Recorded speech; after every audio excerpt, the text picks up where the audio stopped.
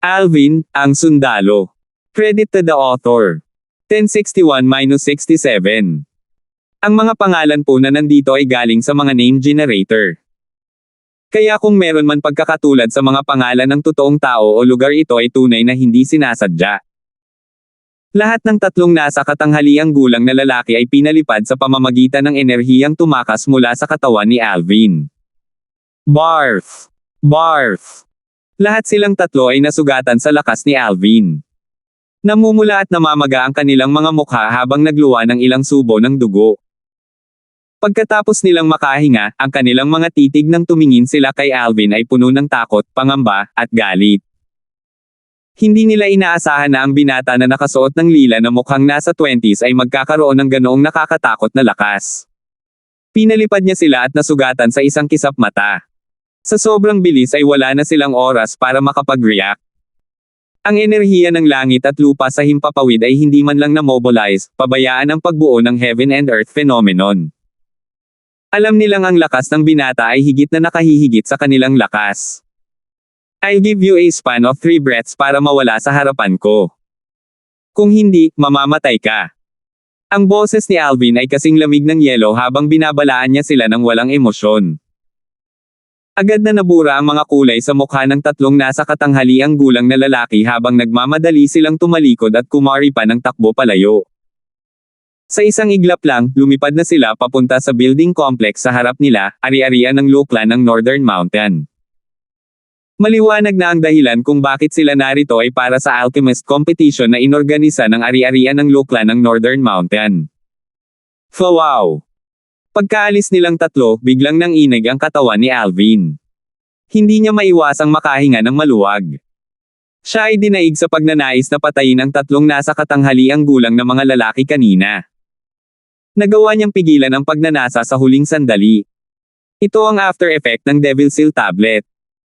Samantala, ang mga nakasaksi sa eksena kanina ay hindi nang ahas na lumapit kay Alvin, at tumingin kay Irish na nakahiga sa loob ng ice coffin. "Tere doon? Jack?" Tawag ni Alvin kay Jack. Dinala niya ang ice coffin habang papunta sila sa building complex sa harap. Sinundan nila ang daloy ng mga tao at nagtungo sa kanlurang bahagi ng building complex bago sila dumaong sa isang malawak na field. Ang malawak na larangang ito ay nahahati pa sa 2 lugar. Ang isa sa mga lugar ay malapit sa isang hanay ng mga mag-agarang gusali ng palasyo. Ang kabilang lugar ay isang panlabas na court. Ang mga tao ay nagpapaikat-ikot sa court.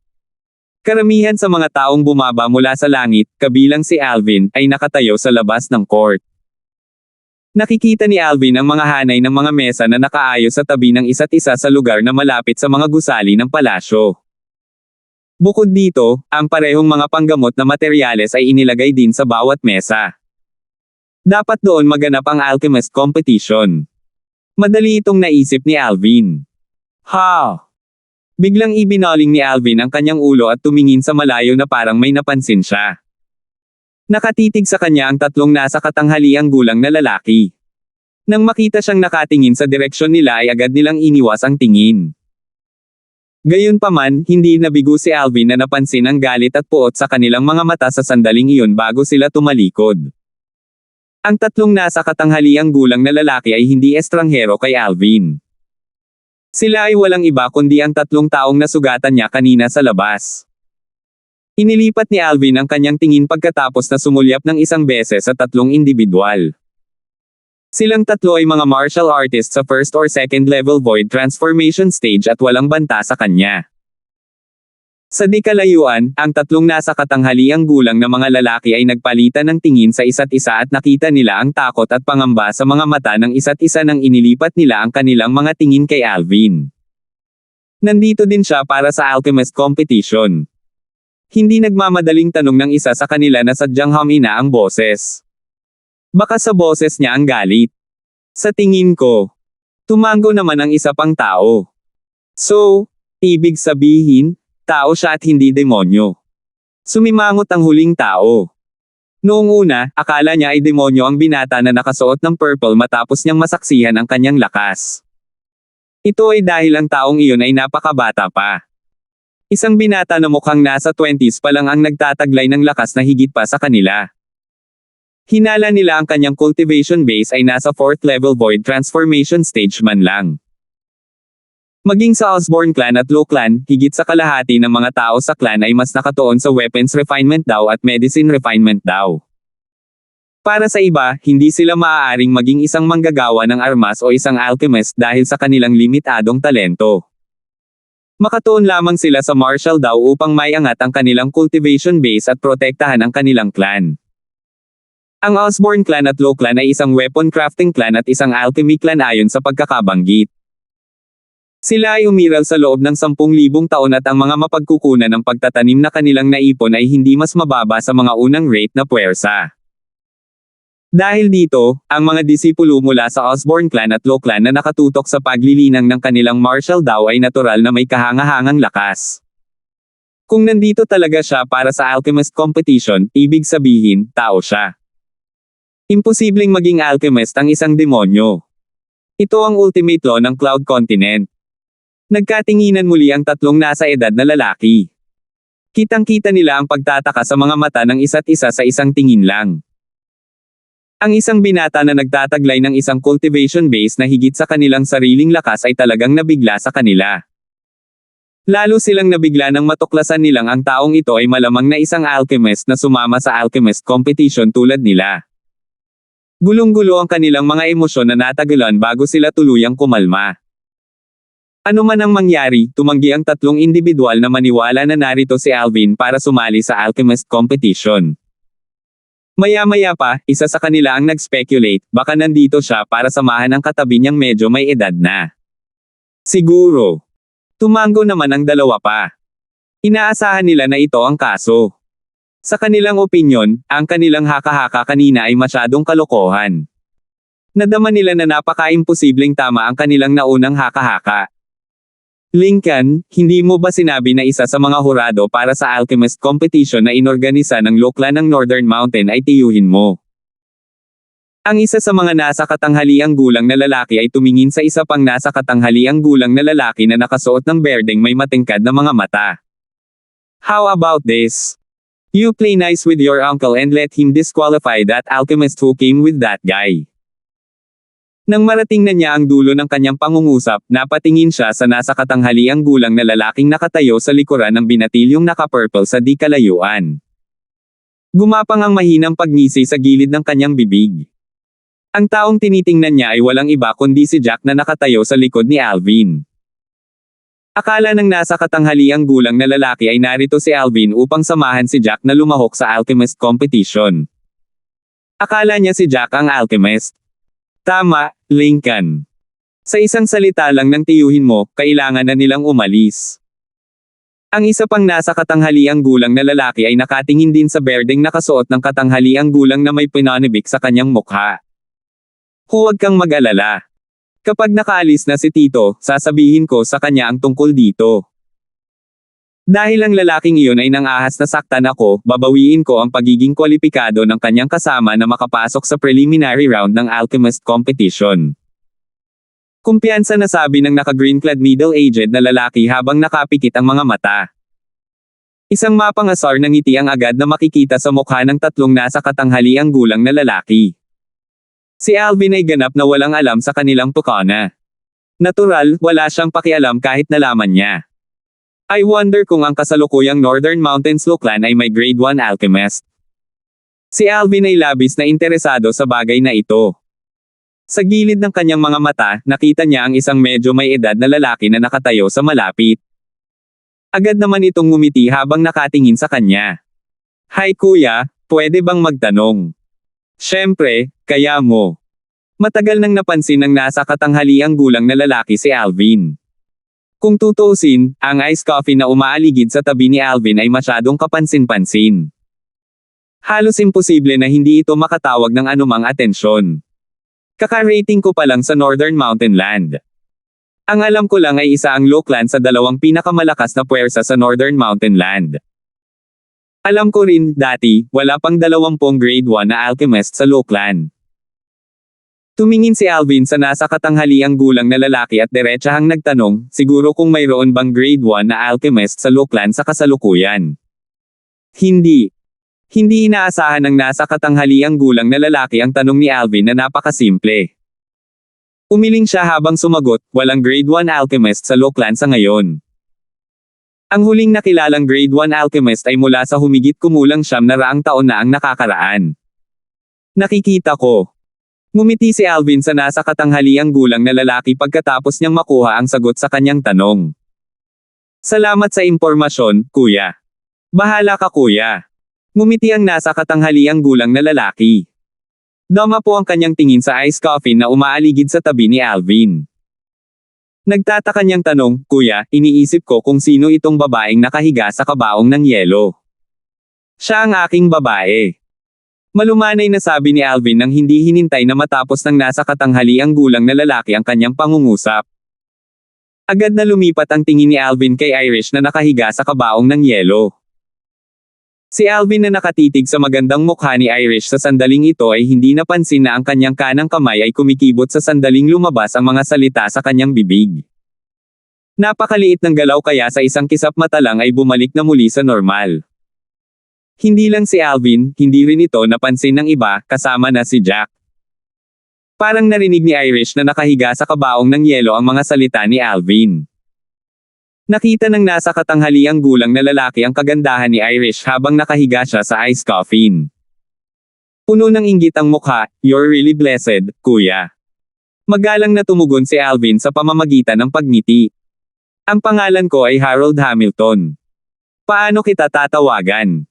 Tanong ng medyo may edad na. Alvin, sagot ni Alvin. Magandang pangalan yan. Ang isang pahiwatig ng papuri ay kitang-kita sa mga salita ni Harold. Nilinggan niya si Jack. Paano kita haharapin kung ganoon? Ako si Jack. Tumanggaw si Jack kay Harold. Nandito ba kayong dalawa para sumali sa alchemist competition? Tanong ulit ni Harold. Hindi ako alchemist. Umiling si Jack. Kung gayon, dapat ay narito ka para samahan si Brother Alvin na lumahok sa alchemist competition. Napakabata at promising ni Brother Alvin. Napakabata, at isa na siyang grade 6 alchemist. Ang kanyang kinabukasan ay tiyak na walang limitasyon, papuri ni Harold. Sa iyong talento at pagiging grade 6 alchemist sa murang edad, kapatid na Alvin, tiyak na magiging dayuhang disipulo ka ng Lockland ng Northern Mountain. Ang pinakamababang kinakailangan para sa pagsali sa alchemist competition ay isang grade 6 alchemist. Dahil dito, naramdaman ni Harold na si Alvin ay dapat na grade 6 alchemist. Hindi man lang sumagi sa isip niya na si Alvin ay maaaring isang alchemist ng mas mataas na grado. Napakabata pa ni Alvin, ang pagiging grade 6 na alchemist ay sapat na upang magdulot ng pagkabigla mula sa kaibuturan ng kanyang puso. Ang kanyang talento sa alchemy ay maituturing na bilang isang tagumpay. 1062. Napangiti lang si Alvin sa sinabi ni Harold. Sigurado ba na siya ay magiging isang dayuhang disipulo ng Lockland ng Northern Mountain? Ang dahilan kung bakit siya dumating ay hindi para maging isang dayuhang disipulo ng Lockland ng Northern Mountain. Sa halip, pumunta siya para bigyan siya ng Lockland ng Northern Mountain ng posisyon bilang interim advisor o revered elder. Nai-imagine niya ang martial monarch ng Lockland ng Northern Mountain na magalang na bumabati sa kanya kung mabubunyag ang kanyang pagkakakilanlan bilang grade 1 alchemist. Gayunpaman, susubukan ko itong alchemist competition. Kapag opisyal nang nagsimula ang kompetisyon, maaari kong ipakita ang aking grade 1 pale fire. Sigurado akong magiging kawili-wili ang mga bagay sa oras na iyon, naisip ni Alvin sa kanyang sarili habang may ngiti na sumilay sa gilid ng kanyang bibig. Hindi pinalampas ni Harold ang ngiti sa kanyang mukha. Sa kanyang palagay, ang ngiting iyon ay tila nagpapakita ng kanyang kumpiyansa. Para bang may tiwala siya na makakasama siya sa top 30 sa alchemist competition at maging isang dayuhang disipulo ng Lockland ng Northern Mountain.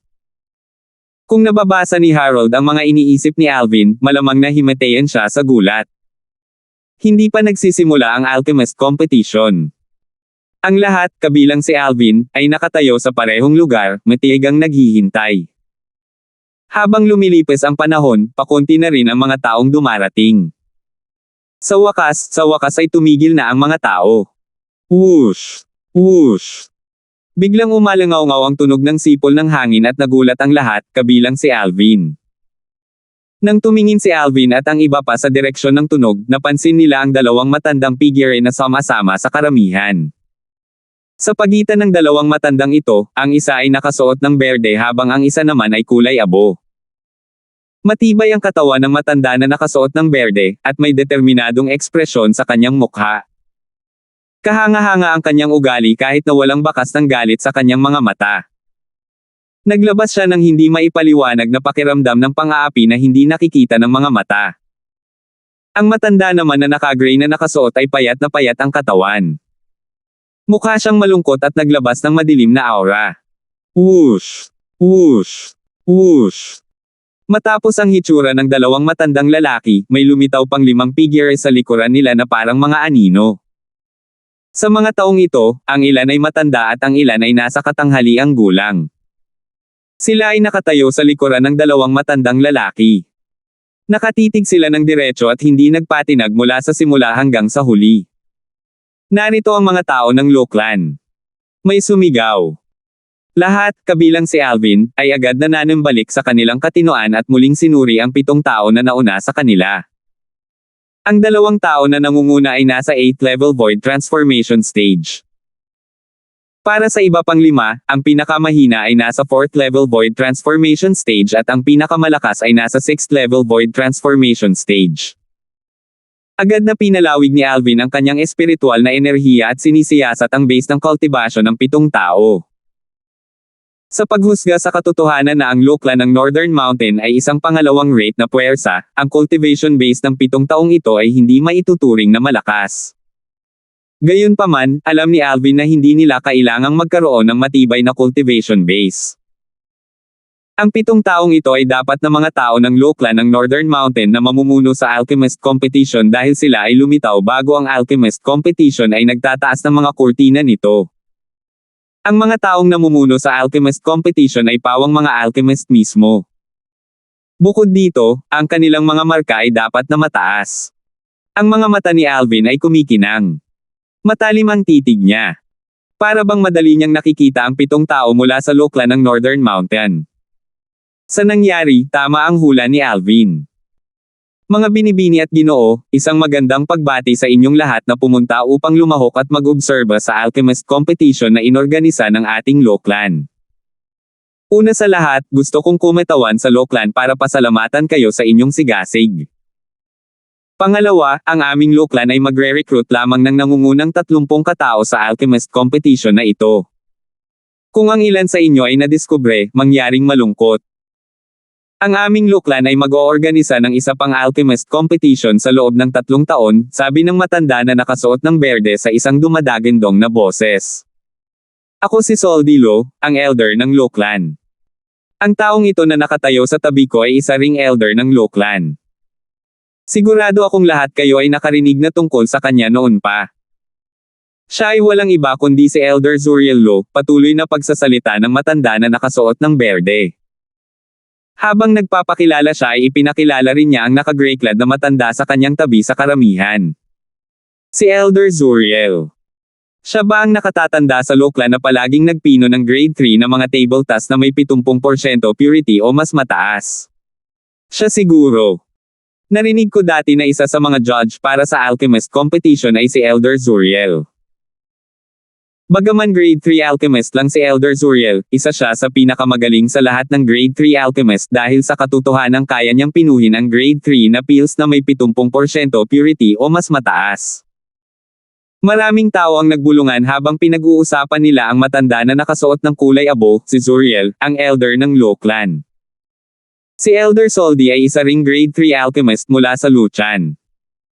Siya rin ay nagpino ng grade 3 na mga pildores na may purity na 70% o higit pa.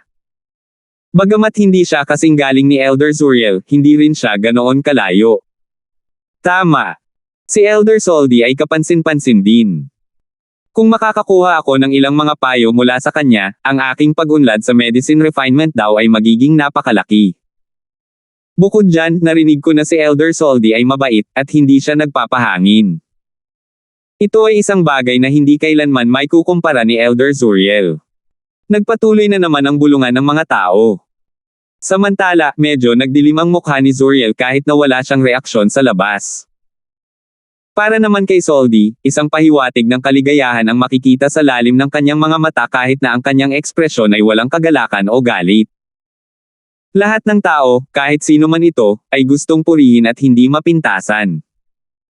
Ngayon, kami ni Zuriel ang magiging punong hukom para sa Alchemist Competition. Ang 5 tao sa likod namin ay pawang mahuhusay na alchemist mula sa aming law clan. Sila ang mga hukom na responsable sa pag-inspection sa mga resulta ng iyong pagpipino ng gamot, anunsyo ni Soldi sa karamihan. Ha! Narinig lamang ni Alvin ang kalahati ng mga salita ni Soldi. Hindi niya narinig ang ikalawang kalahati nito. Natural, hindi naman sa sinasadya niyang hindi makinig. Gayunpaman, ang kanyang atensyon ay nakuha ng ibang tao. Ang kanyang tingin ay orihinal kay Soldi at sa 6 na iba pang tao mula sa Northern Mountains Law Clan kaya madali para sa kanya na mapansin kung kaninong ekspresyon ang hindi tama. Sa sandaling ito, nakatuon ang kanyang atensyon kay Zuriel. Napansin niyang nakatingin si Zuriel sa isang lalaking nasa katanghaliang gulang na nakaberdeng nakadamit at panay ang tango sa kanyang ulo na parang nakikipag-usap siya sa lalaking nasa katanghaliang gulang na nakasuot ng berde. Ang mga mata ni Zuriel ay kumikinang. Parang gusto niyang lumunin ang isang tao. Siya. Ang orihinal na nakita ni Alvin ay medyo pamilyar ang silhwete ng nakaberdeng nasa katanghaliang gulang na lalaki, ngunit hindi niya ito masyadong pinag-isipan. Gayunpaman, ang berdeng nakasuot na nasa katanghaliang gulang na lalaki ay biglang lumingon sa kanya upang tingnan siya sa sandaling ito. Baka sa mga mata ng kausap ang pangungutya habang may mapait na ngiti sa kanyang mukha. Siya yun. Sa wakas ay nakilala ni Alvin ang berdeng nakasuot ng nasa katanghaliang gulang na lalaki matapos makita ang kanyang mukha. No wonder parang pamilyar ako sa kanya. Ang lalaking nasa katanghaliang gulang na nakasuot ng berde ay isa sa 3 lalaking nasa katanghaliang gulang na pinarusahan niya sa labas ng teritoryo ng Law Clan ng Northern Mountain. Parang magkakilala sila ni Zuriel. At saka, mukhang close sila. Pinaikit ni Alvin ang kanyang mga mata. Hindi na kailangang sabihin, mahulaan niya ang nilalaman ng palitan sa pagitan ng nakaberdeng nasa katanghaliang gulang na lalaki at ni Zuriel. Malamang na pinag-uusapan nila kung paano pahihirapan siya. Gayunpaman, hindi siya nag-aalala tungkol dito. Kung grade 6 alchemist lang siya, malamang mahuhulog siya sa mga pakulo nila. Gayunpaman, hindi siya grade 6 alchemist. Katahimikan. Di nagtagal, umalangaw-ngaw ang boses ni Soldi at pinigilan ang ingay na lumalakas. Agad na tumahimik ang buong lugar. Saglit, lahat, kabilang si Alvin, ay tumingin kay Soldi. Nang makita ni Soldi na ang mga mata ng lahat ay nakatingin sa kanya, nagpatuloy siya sa pagsasabing, ang Alchemist Competition ay nahahati sa 3 yugto, preliminary, semifinal, at final. Bago ang preliminary round, kailangan ninyong lahat na gumuhit ng palabunutan at makuha ang inyong numero. Ang preliminary round ay isasagawa ayon sa pagkakasunod-sunod ng mga numero. Magsisimula na. Agad na nagliwanag ang mga mata ng karamihan. Ang preliminary round ay nagpahiwatig ng pagsisimula ng Alchemist Competition. Sa pamamagitan lamang ng pagpasa sa preliminary round makapasok sa semifinals. Pagkatapos ng semifinals, magsisimula na ang final round. Tanging ang pinakanamumukod-tanging 30 tao ang maaaring makapasok sa huling round. Ang bawat isa sa mga nakapasok sa huling round ay maaaring makapasok sa Law Clan ng Northern Mountain at maging isang dayuhang disipulo. Ang huling pag-ikot ay tutukoy sa tiyak na ranggo ng 30 tao. Ang mga nakarang sa tuktok ay makakatanggap ng mayayamang pabuya. Sila rin ang magiging focal trainee ng Law Clan. Bukod pa sa pagkuha ng mga pisikal na reward, nabalitaan kong ang nangungunang 3 sa finals ay magiging mga personal na apprentice din ng mga grade 2 alchemist ng Law Clan at makakakuha ng gabay mula sa kanila. Ang layunin ko ay makapasok sa top 3 sa finals. Kung makakakuha ako ng gabay mula sa isang grade 2 alchemist, naniniwala akong magiging grade 4 alchemist ako sa lalong madaling panahon. Ang mga dumalo sa Alchemist Competition at may lubos na kakayahan ay hindi lamang nagnanais na maging dayuhang disipulo ng Law Clan. Lahat sila ay umaasa na makakuha ng ilang mga pointer mula sa mga high-grade alchemist ng Law Clan. Maraming tao ang ibinaon ang kanilang mga ulo ng magkasama sa isang talakayan habang ang kanilang mga mata ay nagninangas ng maliwanag. Maraming grade 5 alchemist sa kanila. Ang pinakamalaking layunin ng mga taong ito ay ang maging personal na apprentice ng isang high-grade alchemist ng lokla ng Northern Mountain. Gaya ng sinabi ng salawikain, yaong mga nasa isang paborebleng posisyon ay magkakaroon ng espesyal na kalamangan. Ang personal na apprentice ay makakapagtrabaho kasama ang grade 2 alchemist. Hanggat pinaglilingkuran niya ng maayos ang grade 2 alchemist, makakakuha siya ng ilang pointer mula sa grade 2 alchemist. Hayaan silang gumuhit ng palabunutan, utos ni Soldi habang lumingon siya sa nasa gitnang gulang na lalaki sa likod niya. Opo, magalang na sagot ng medyo may edad na. Siya ay handa na lumipad at kunin ang mga bagay na kailangan upang gumuhit ng palabunutan upang ang mga taong dumating para lumahok sa alchemist competition, kabilang si Alvin, ay makabunot ng kanilang mga palabunutan. Sandali lang. Sa sandaling ito, isang boses ang biglang umalangaw-ngaw sa hangin.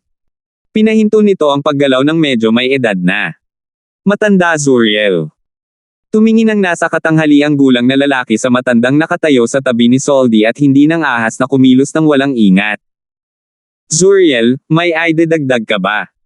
Tanong ni Soldi. Nakataas ang isang kilay niya habang nakatingin kay Zuriel. Bahagyang tumango si Zuriel bago siya humakbang. Tumingin muna siya sa paligid bago niya ibuka ang bibig para magsalita. Ngayon ang araw ng alchemist competition na inorganisa ng lokla ng ating Northern Mountain para mag-recruit ng mga namumukod tanging dayuhang disciples. Gusto kong batiin kayong lahat na nakarating dito ngayon. Gayunpaman, bukod sa paghahanap ng isang taong may talento sa medicine refinement daw, ang mga dayuhang disipulo na na-recruit ng ating loklan ay dapat na may magandang personalidad at maikli sa inyo. Ang mga taong iyon ay hindi kwalipikadong lumahok sa alchemist competition na inorganisa ng ating loklan. Nang marating ni Zuriel ang dulo ng kanyang pangungusap, kumikinang ang kanyang mga mata nang mapunta sila sa binata na naka-purple at sa nasa katanghaliang gulang na lalaki na nakatayo sa di kalayuan. 1063. Ang binata na nakasuot ng purple ay walang iba kundi si Alvin. Ang nasa katanghaliang gulang na lalaking nakatayo sa likuran niya ay walang alinlangan na si Jack. Sa sandaling ginawa ni Zuriel ang kanyang anunsyo at tumingin kina Alvin at Jack, ang mga mata ng lahat ay lumipat din sa kanilang dalawa. Sa ilang sandali lang, ang mga taong nakatayo malapit kina Alvin at Jack ay agad na naglagay ng ilang distansya sa pagitan nila. Para bang natatakot sila na malagay din sila sa gulo. Saglit, naging walang laman ang paligid nina Alvin at Jack. Bukod sa ice coffee na umaaligid sa tabi ni Alvin, tanging si Harold lang ang naiwan na nakatayo doon. Gayunpaman, ang kanyang mukha ay naging hindi kapani-pani walang mapatla. Gusto niyang umalis, ngunit masama ang pakiramdam niya na umalis ng ganoon na lamang ang sandaling maalala niya na sila ni Alvin ay maituturing na magkakilala ngayon. Sa sandaling nag-aalangan si Harold, inilipat ni Zuriel ang kanyang tingin sa kanya at casual na nagtanong, kasama ka ba nila? Sa sandaling lumabas ang mga salita sa bibig ni Zuriel, bumalatay ang takot sa mukha ni Harold. Mabilis niyang ikinaway ang kanyang kamay. Hindi. Hindi ko sila kilala. Hindi ko sila kilala. Natarante si Harold. Agad siyang tumalon at mabilis na iniwan sina Alvin at Jack na parang umiiwas sa salot. Ang mga salita ni Harold ay malinaw na pumasok sa tenga ni Alvin. Gayunpaman, hindi siya naabala nito. Isantibi ang katotohanan na kakakilala lang nila ni Harold, nasa karapatan ni Harold na magdesisyon ng mag-isa kahit na kaibigan niya talaga si Harold. Ang bagay na ito ay hindi dapat ipilit. Medyo open-minded siya tungkol dito. Sa kasalukuyan, tanging sina Alvin at Jack lamang ang naiwan na nakatayo sa field. To be more precise, 3 na lang silang natira. Naroon pa rin si Irish na nakahiga sa kabaong ng yelo na umaaligid sa tabi ni Alvin. Grabe ang ugali niyong dalawa. Hindi kayo tinatanggap ng aming loklan. Binawi ang eligibility ninyong sumali sa alchemist competition. Walang pakialam na sabi ni Zuriel habang nakatingin kina Alvin at Jack. Walang argumento ang tono ng boses niya. Para bang isa siyang hukom na kumokontrol sa buhay at kamatayan ng isang tao. Sa pamamagitan lamang ng isang pangungusap, hinatulan niya ng kamatayan sina Alvin at Jack. Hindi niya pinayagan ang mga ito na magpaliwanag. Bahagyang kumunat ang noo ni Soldi na nakatayo sa gilid. Natural, nakikita niya ang nangyayari sa harap ng kanyang mga mata. Alam niyang sinusubukan ni Zuriel na apihin ang binata na naka-purple at ang nasa katanghaliang gulang na lalaking nakatayo sa tabi niya. Kanina, napansin niyang nakikipagpalitan ng tingin si Zuriel sa isa pang kalahok ng Alchemist competition. Nakita niyang medyo pamilyar ang berdeng nakasuot ng nasa katanghaliang gulang na lalaki. Para bang nakita na niya ito sa kung saan. Oh! Bumisita siya sa ating Loklan dati. Siya ay pamangkin ni Zuriel. Di nagtagal, naalala ni Soldi ang pagkakakilanlan ng lalaking nasa katanghaliang gulang na nakasuot ng berde. Alam niyang inaabuso ni Zuriel ang kanyang kapangyarihan para sa pansariling pakinabang. Bagamat hindi siya lubos na nasisiyahan tungkol dito, wala siyang intensyon na pigilan si Zuriel. Pagdating dito, nasa labas ang binata na nakasuot ng lila at ang lalaking nakatayo sa tabi niya. Hindi nila kilala ang isa't isa. Para kay Zuriel, siya ay isang elder pa rin ng Loklan kahit na ano paman. Hindi niya posibleng masaktan ang huli para sa kapakanan ng una. Dahil dito, pinili niyang manahimik. Grabe ang ugali. Biglang tumawa si Alvin. Ang tawa ay napakasigla na ang lahat, maliban kay Jack, ay naisip na siya ay nabaliw. Laugh all you want.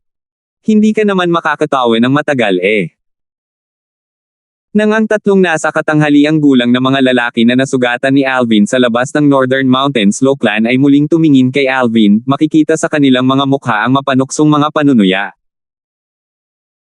Sa kanilang opinyon, ngayong nagsalita na ang isa sa mga punong hukom ng Alchemist competition at binawi ang pagiging karapat-dapat ng binata na naka-purple na lumahok sa kompetisyon, tiyak na kailangang umalis ang binata na naka-purple.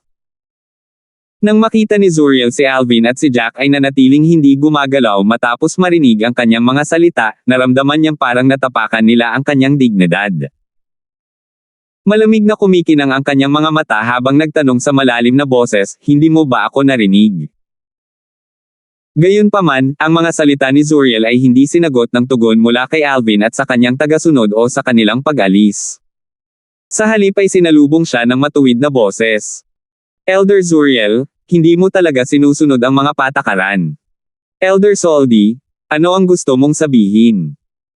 Agad na nagdilim ang mukha ni Zuriel nang tumingin siya kay Soldi na nakatayo sa tabi niya. Ang taong nagtanong sa kanya ay walang iba kundi si Soldi. Hindi niya pinalampas ang mga pagbabago sa ekspresyon ni Soldi.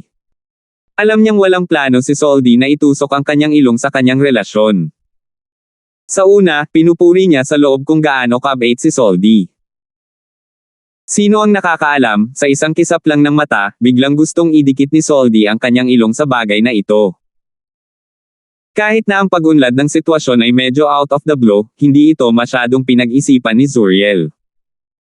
Akala niya ay pinabulaanan siya ni Soldi sa publiko dahil ayaw patawarin ni Soldi ang kanyang nararamdaman. Elder Zuriel, nabanggit mo na mayroon silang kakila-kilabot na ugali. Ngunit hindi ko maiwasang magtaka kung gaano sila kalala. Hindi kaya nakilala mo na sila bago ngayon. O, marahil, kilala mo silang dalawa. Tila nagbago si Soldi sa ibang tao. Una niyang ipinikit ang kanyang mga mata kay Zuriel na inaabuso ang kanyang kapangyarihan para sa sama ng loob ng kanyang pamangkin. Sa kasalukuyan, siya ay tila nagbago sa isang makatarungan at matuwid na tao. Pabayaan na lang si Zuriel, ang pagbabago ni Soldi ay napakabigla na kahit si Alvin ay hindi maiwasang magulat. Nang makatarungang ipahayag ni Zuriel na binabawi niya ang kanyang pagiging karapat-dapat na lumahok sa Alchemist competition at sinabihan siyang umalis sa Loklan, maingat niyang pinag-aralan ang ekspresyon ng punong hukom na ito, si Soldi. Sa oras na iyon, ang ugali ni Soldi ay tulad ng isang walang malasakit na tagamasid.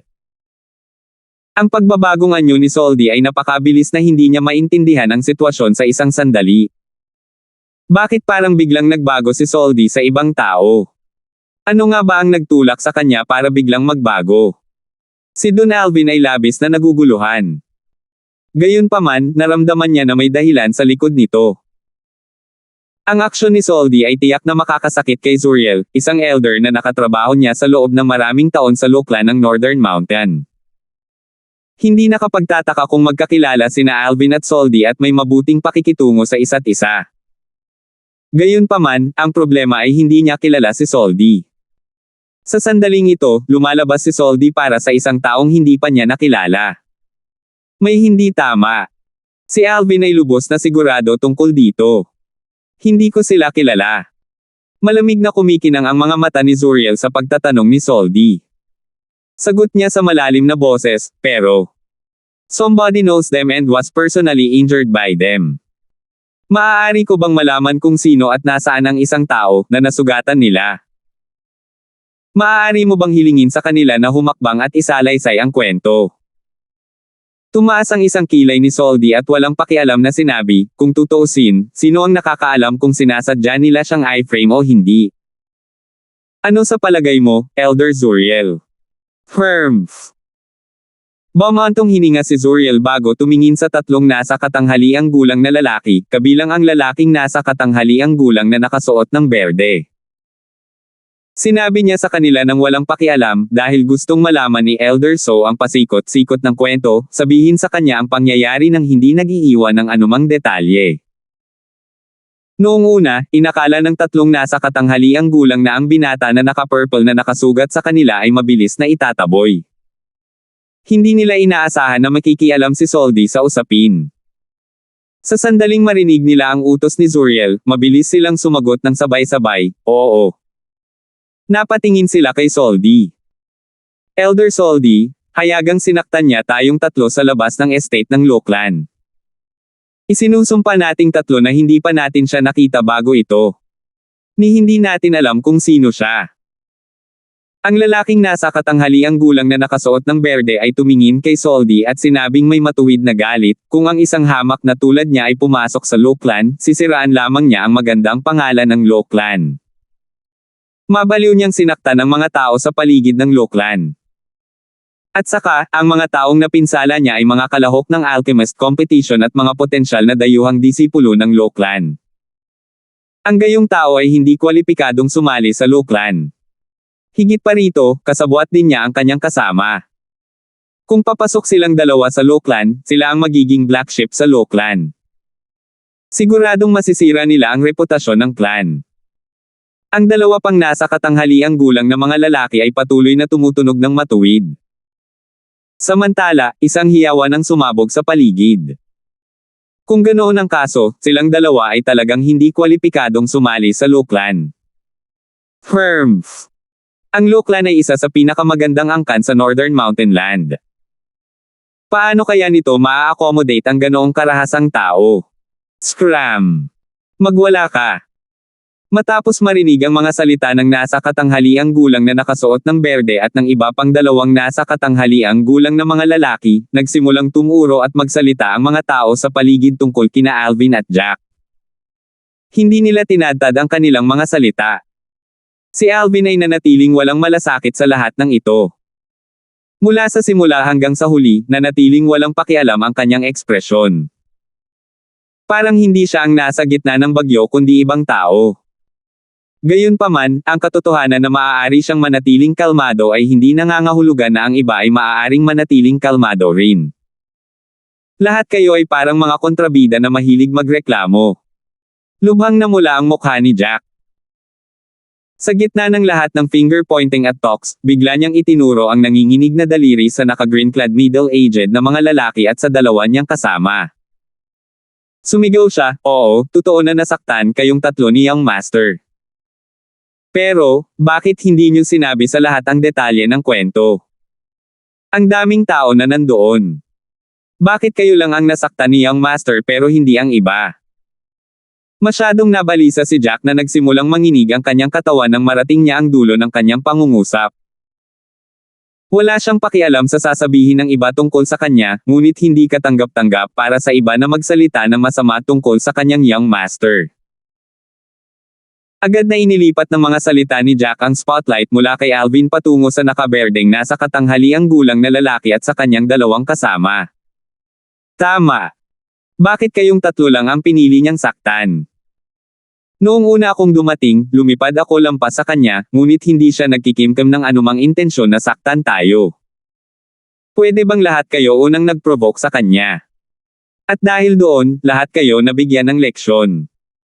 Maraming mga tao ang nagsimulang magtanong sa berdeng nakasuot ng nasa katanghaliang gulang na lalaki at ang kanyang dalawang kasama. Nakakunot noo ang naka-green-clad middle-aged na lalaki at ang dalawa niyang kasama. Samantala, naging malungkot ang ekspresyon ni Zuriel. Humph! Isang ungol lang na puno ng hangin, mas malakas kaysa sa hiyawan. Sa ilalim ng mapagbantay na mga mata ng iba, isang gwapong binata na nakasuot ng silk robe ay lumipad palabas at mayabang na tumayo sa harap ni Soldi at Zuriel.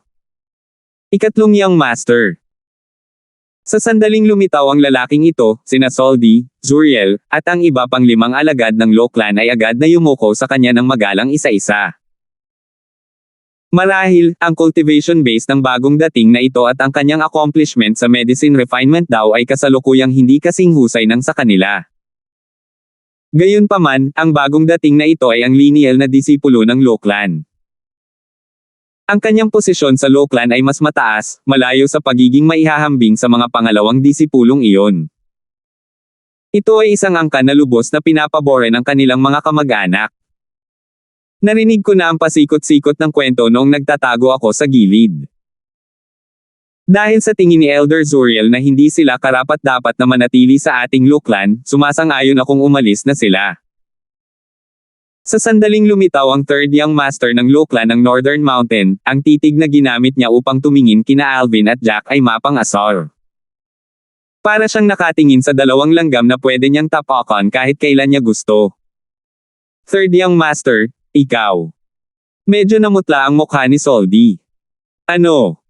Elder Soldi, hindi ka nagtitiwala sa paghatol ni Zuriel.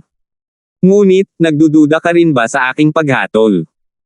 Pinutol ng ikatlong Young Master ng Lo Clan ang pangungusap ni Soldi.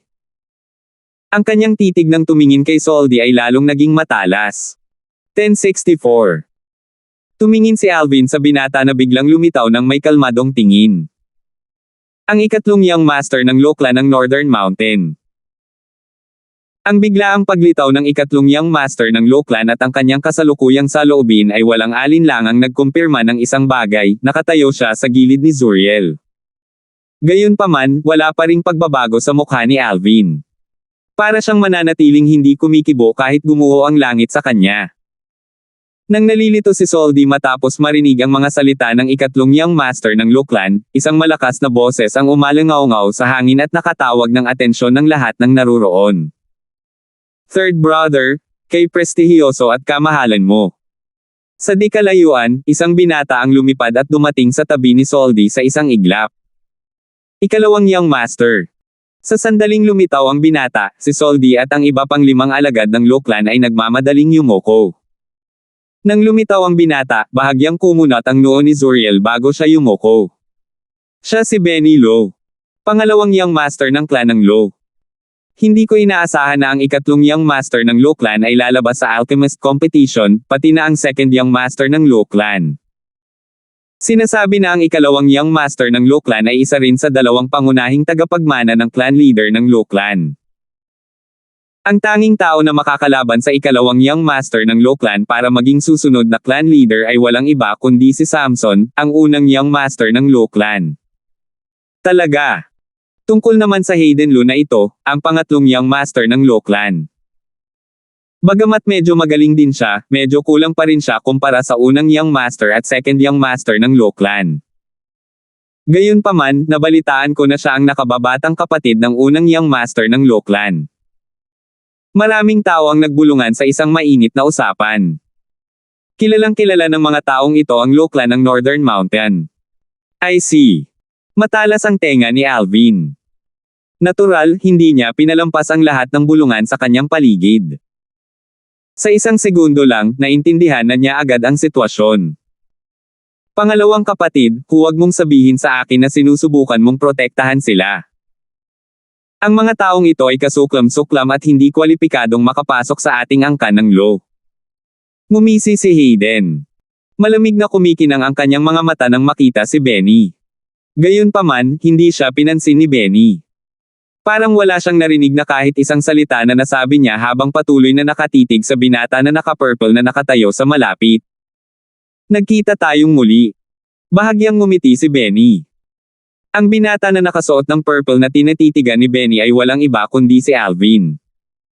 Dahil si Benny ang nagkusa na batiin siya, sumagot din si Alvin nang nakangiti, "Oo, nagkita tayong muli." Nang lumitaw si Benny, agad niya itong nakilala. Ito ay walang iba kundi ang kapatid ng magkapatid na lalaki at babae na nakilala niya noong nakaraan nang umalis siya sa Darming Dynasty upang maglakbay patungo sa Ancient Desert City kasama sina Irish at Wilbur. Naalala pa rin niya na iniligtas ni Wilbur ang buhay ng magkapatid na lalaki at babae. Noong panahong iyon, wala siyang ideya kung ano ang ibig sabihin nito nang marinig niya ang pares ng magkapatid na nagsabi na sila ay mula sa Lochlan ng Northern Mountain. Nang makarating siya sa Northern Mountain Land ay nalaman niya ang kahulugan ng mga salitang Northern Mountains Lochlan. Isang angkan na may 10,000 taon ng kasaysayan. Isang alchemy clan. Sa kanilang buong 10,000 taon ng pag-iral, hindi hihigit sa 20 grade 1 na alchemist ang lumitaw sa kanilang angkan. Benny, biglang anunsyo ni Benny habang nakatingin kay Alvin. Halatang nagpapakilala siya. Alvin. Ngumiti si Alvin bilang tugon. Kasabay nito, ang kanyang tingin ay dumaan kay Benny at Soldy na magkasamang nakatayo. Malabo niyang hulaan kung ano ang sitwasyon. Kanina, hindi intensyon ni Elder Soldy na makialam sa bagay na ito. Gayunpaman, sa isang kisap mata lang ay parang bigla siyang tumayo sa gilid ko. I found it strange initially. Bakit niya ako tutulungan? Sa pagbabalik tanaw, malamang na ginawa niya ito sa ilalim ng utos ni Benny. Malamang na si Benny ay nagtatago sa isang lugar mula pa noong una at nakilala ako, naisip ni Alvin sa kanyang sarili. Sa sandaling ito, ang hamog na bumabalot kay Alvin ay ganap na nawala. Nagbago ang mga mukha ng mga tao, ang ilan ay kapansin-pansin at ang ilan ay bahagyang, nang makita nila sina Benny at Alvin na bumabati sa isa't isa na parang dalawang matandang magkaibigan. Kilala niya talaga ang second young master ng Lochlan. Agad na nabura ang mga kulay sa mukha ng lalaking nasa katanghaliang gulang na nakasuot ng berde at ng kanyang dalawang kasama. Bakas ng pangamba ang agad na makikita sa kanilang mga mata. Hindi nila inaasahan na ang binata na nakasuot ng purple na kinaiinisan nila sa kaibuturan ay talagang kilala si Benny, ang ikalawang young master na may mataas na posisyon sa Lochlan ng Northern Mountain. At saka, hindi naman mukhang mababaw ang relasyon nilang dalawa. Hindi katakatakang si Soldy ay hindi nagatubili na masaktan ako at igiit na itusok ang kanyang ilong sa hindi mahalagang bagay na ito. Kaya pala kaibigan siya ng pangalawang young master. Kung iisipin, malamang na sinenyasan ng second young master si Soldy na tulungan siya. Nagdilim ang mukha ni Zuriel. Malabo niyang maisip ang nangyari. Samantala, malamig na kumikinang ang kanyang mga mata. Hindi iniwan ng malamig na titig na iyon ang lilang figure na nakatayo sa malapit. Napataas ang isang kilay ni Alvin nang maramdaman niya ang malamig na tingin sa kanya. Casual niyang sinulyapan si Zuriel bago siya bumalik sa hindi pagpansin sa kanya. Grade 3 Alchemist. Ikawalong antas ng walang kabuluhang pagbabago. Sa totoo lang, ito man ay ang medicine refinement daw, o ang kanyang martial daw practice, hindi ginagarantiyahan ni Zuriel ang atensyon ni Alvin. Kilala ba talaga ni Alvin ang ikalawang young master ng Lochlan? Si Harold ay nakatayo sa gilid habang nakatingin kay Alvin na nakangiti habang nakikipagpalitan ng tingin kay Benny, ang second young master ng Lochlan. Kasabay nito, napuno ng panghihinayang ang kanyang puso. Pakiramdam niya ay nagdurugo ang kanyang puso. Alam niyang pinalampas niya ang pagkakataong magkaroon ng relasyon sa ikalawang young master ng Lochlan. Kung hindi siya tumakas mula kay Alvin kanina na parang iniiwasan niya ang salot o sinabing hindi niya kilala si Alvin, ituturing sana siya bilang kaibigan ni Alvin. Kung kaibigan siya ni Alvin, magiging madali para sa kanya na magkaroon ng relasyon sa second young master ng Lochlan sa pamamagitan ni Alvin. Gayunpaman, sinira niya ang lahat ng ito gamit ang kanyang sariling mga kamay.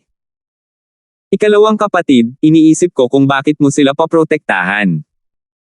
Lumalabas, sila ay iyong mga kakilala, bulalas ni Hayden sa medyo nagtataka na tono habang nakatitig kay Benny. Wow! Pangalawang kuya, ang lawak talaga ng social circle mo. I can't believe you actually know such lowly people. Ang tono ni Hayden ay napuno ng pangungutya.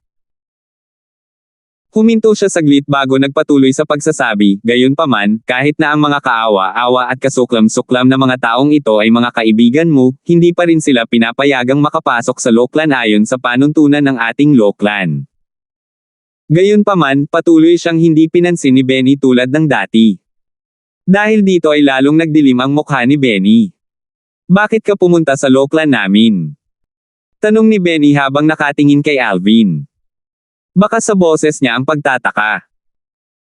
Napangiti si Alvin nang ipahayag niya ang kanyang tunay na intensyon, gusto kong maging revered elder o interim advisor ng Lockland. Isang revered elder. Isang pansamantalang tagapayo. Ang mga salita ni Alvin ay lumabas sa kanyang bibig, ang buong lugar ay bumagsak sa katahimikan. Maging si Benny ay nagulat sa pagkalito. Kung tutuusin, hindi naging madali ang maging revered elder o interim advisor ng kanilang Lockland. Kung siya ay isang martial artist, kailangan niyang magkaroon ng lakas sa martial monarch stage man lang. Isang martial monarch lang ang karapat-dapat na maging revered elder o interim advisor. Kung siya ay isang alchemist, isang grade 2 alchemist o mas mataas lamang ang kwalipikado. Martial monarch.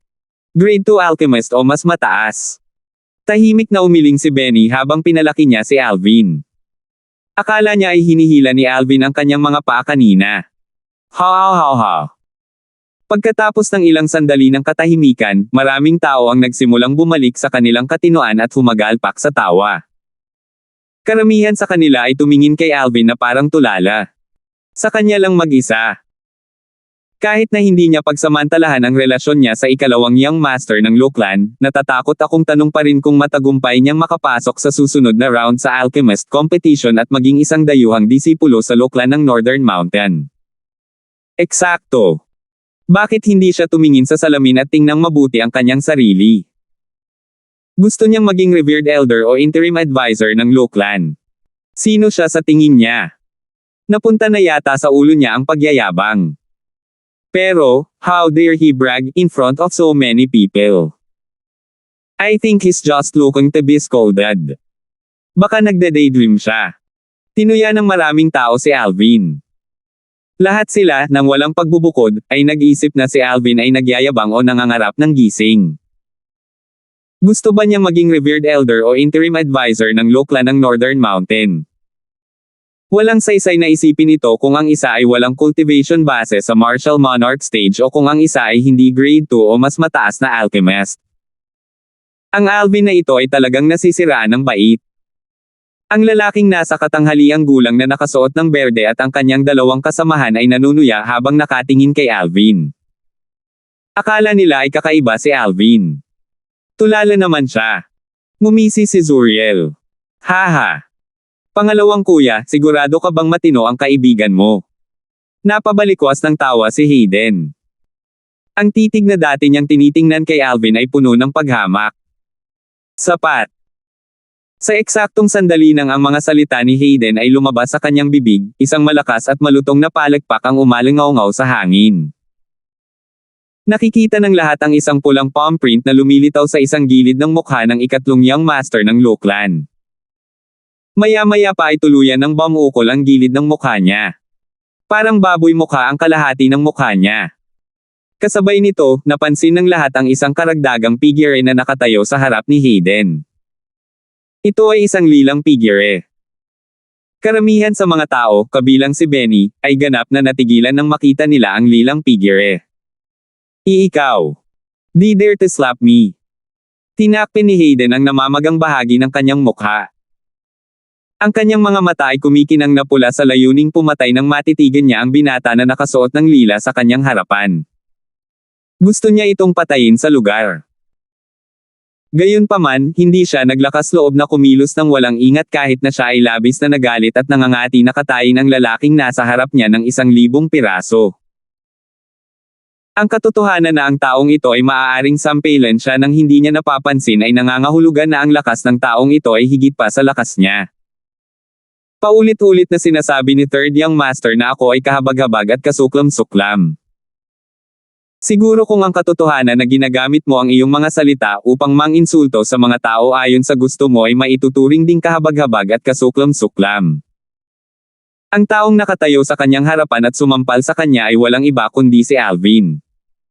Tahimik na tumingin si Alvin sa mga mata ni Hayden. Isang malabong ngiti ang makikita sa gilid ng kanyang bibig. Ang ngiting ito ay tila isang ngiti ng demonyo sa mga mata ni Hayden. Nang marinig ni Hayden ang mga salita ni Alvin, ang layunin ng pagpatay sa kanyang mga mata ay naging mas matindi. Nang walang anumang babala, bigla siyang sumigaw, "Zuriel, patayin mo siya." Whoosh! Isang segundo bago natapos ni Hayden ang kanyang mga salita, si Zuriel na handa na sa simula pa lang ay lumipad palabas at sumugod patungo kay Alvin na parang kidlat. Mamatay! Ang orihinal na madilim na mukha at mga mata ni Zuriel ay napakalamig. Sa pag-angat ng kanyang kamay, lumitaw ang isang spirit saber mula sa manipis na hangin at hiniwa pababa sa ulo ni Alvin. Swish! Isang nakakatalim na tunog ang umalangaw-ngaw sa paghiwa ng sable sa hangin. 1065. Clang! Swish!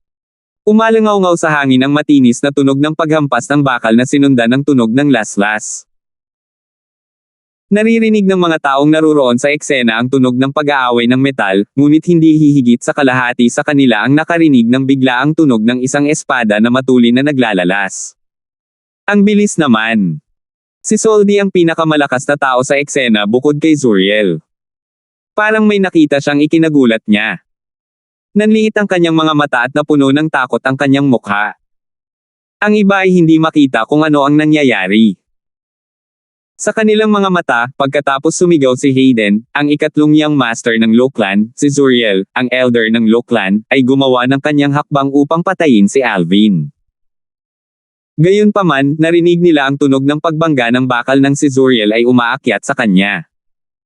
Sa sumunod na sandali, nakita nila ang sariwang dugo na bumabagsak mula sa langit. Parang nakasisilaw na rosas sa hangin. Bam!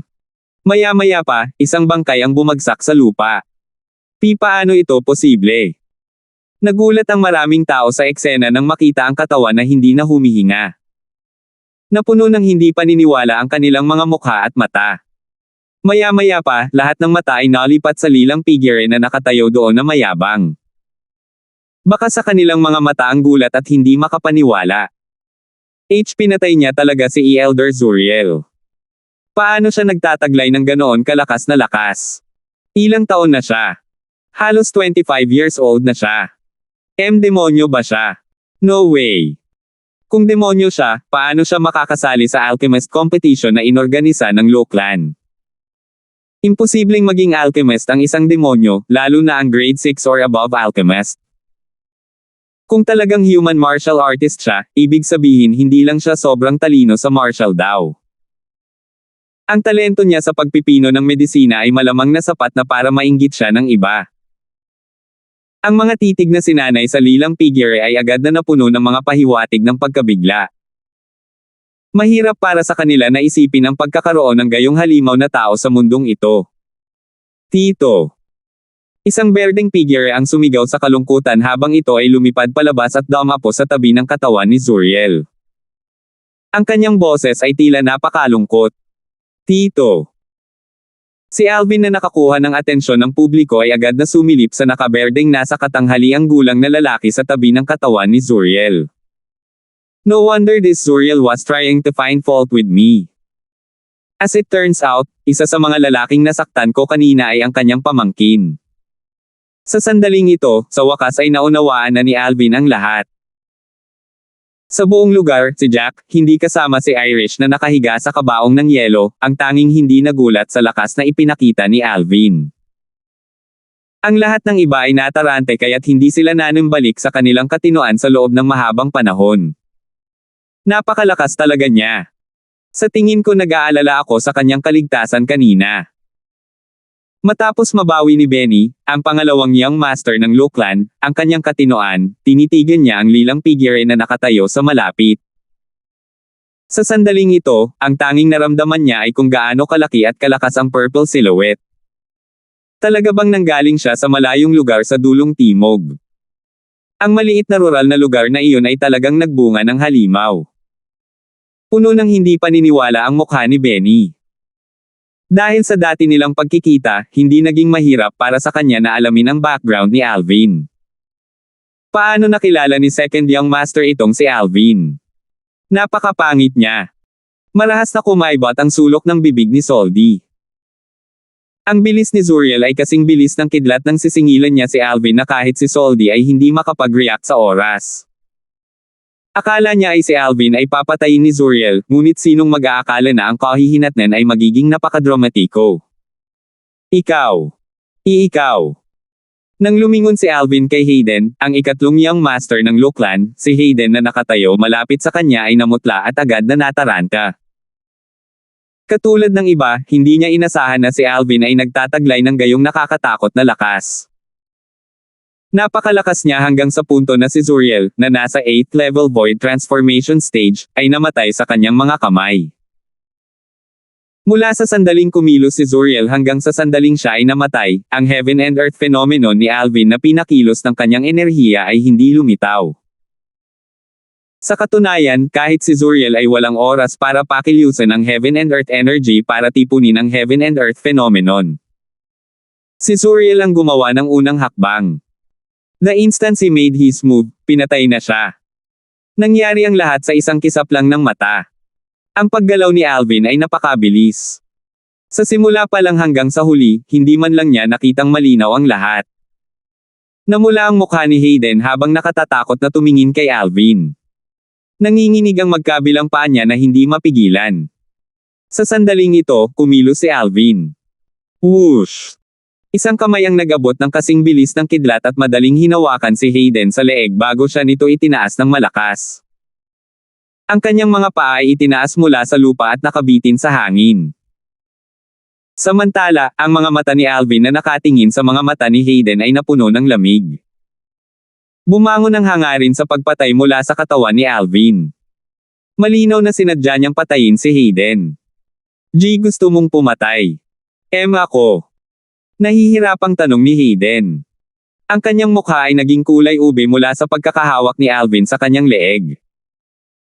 Baka sa kanyang mga mata ang kilabot na bumangon mula sa kaibuturan ng kanyang puso at kaluluwa. Dahil inutusan mo na ang isang tao na patayin ako, mayroon bang anumang dahilan kung bakit hindi kita maaaring patayin? Kalmado ang mukha at boses ni Alvin. Gayunpaman, naramdaman ng mga taong naruroon sa eksena ang malamig na layunin ng pagpatay mula sa kanyang mahinahong boses. Ang tanging naramdaman nila ay panginginig na dumadaloy sa kanilang mga gulugod. Baliw ba itong si Alvin? Gusto niya talagang patayin ang ikatlong young master ng Lookland. Kung talagang papatayin niya ang ikatlong young master ng Lookland, mahihirapan siyang makatakas sa kamatayan kahit na siya ay may talento sa martial law at medicine refining. Ang pagpatay sa ikatlong young master ng Lookland ay katumbas ng pagbibigay sa Lookland ng isang sampal sa mukha. Ang Lookland ay hindi susuko hanggang sa siya ay mamatay. Sa oras na iyon, wala itong silbi kahit na ang ikalawang young master ng Lookland ay humingi ng awa para sa kanya. Siguradong mamamatay siya. Nagbulungan ang mga taong nanunood sa gilid. Bawat isa sa kanila ay may sobrang malungkot na ekspresyon. Ang berdeng nakasuot ng nasa katanghaliang gulang na lalaki ay yumuko sa tabi ng katawan ni Zuriel at itinaas ang isang kamay upang ipikit ang mga mata ni Zuriel na nakatitig sa kawalan. Siya ay umungal na may galit na ekspresyon sa kanyang mukha habang nakatitig kay Alvin na may nakakalokong mga mata. Patayin siya. Patayin. Alam niyang hinding-hindi niya magagawang ipaghiganti ang kanyang tiyuhin. Para sa kadahilanang ito, maaari lamang niyang ilagay ang kanyang taya sa Lookland. Ang katotohanan na pinatay ni Alvin ang kanyang tiyuhin ay nangangahulugan na nasaktan na niya ang Lookland.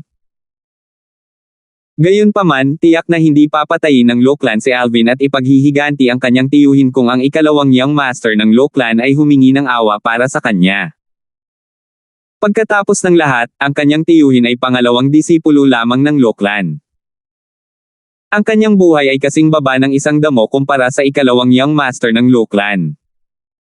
Gayunpaman, magiging iba ang lahat kung papatayin ni Alvin ang ikatlong young master ng Lookland.